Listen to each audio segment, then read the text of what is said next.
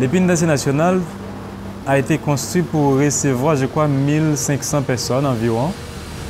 Maintenant, on a plus de 4000 et 81% sont en détention préventive prolongée. Ce ne sont pas des condamnés. L'encombrement qu'il y a dans les prisons, bien dans les centres carcéraux, c'est une source de violation flagrante des droits humains. Et pour cela, nous disons qu'il faut que nous travaillons non seulement pour accompagner des personnes qui n'ont pas de moyens, mais pour réduire le nombre de personnes qui sont en détention préventive prolongée.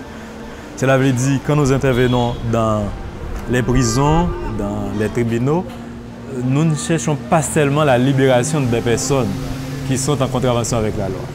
S'il y ait possibilité pour la personne soit jugée, bon, pour nous, c'est mieux que la personne sait pour combien de temps elle va passer dans la prison.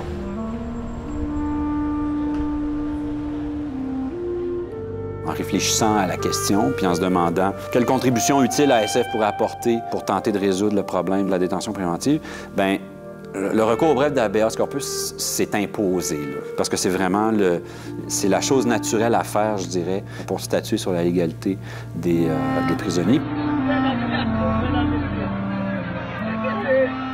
Et les conditions de carcération sont très déshumanisantes.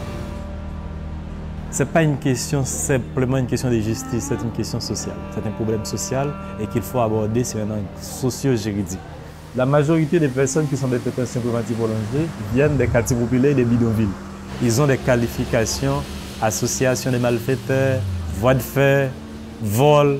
Et quelqu'un qui est en prison pour vol de téléphone ou vol de radio, pour nous, ce sont des problèmes de société. Ou encore des jeunes qui devraient se trouver en salle de cours, en classe de l'école secondaire ou à l'université, se trouvent dans la rue sans emploi, sans formation professionnelle. Eh bien, il est plus facile de s'impliquer dans des infractions. Et certaines fois, il n'y a aucune infraction et on trouve cette personne, malheureusement pour cette personne, à un mauvais endroit, au mauvais moment.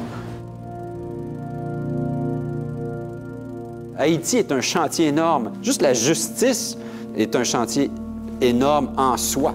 Donc, il y a des choix déchirants à faire, mais celui de la détention préventive, je pense, s'impose, compte tenu de sa persistance, mais aussi compte tenu du caractère fondamental du droit à la liberté.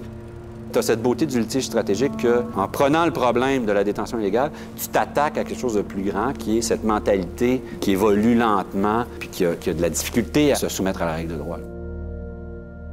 La question de la détention préventive prolongée, pour nous, si on n'a pas vraiment une réforme où la justice devient plus célère, où la justice devient une justice de proximité, un service public, où l'État assiste ou bien accompagne les gens sur le plan pénal, donc on n'aura pas vraiment la possibilité de résoudre cette question de la détention préventive prolongée.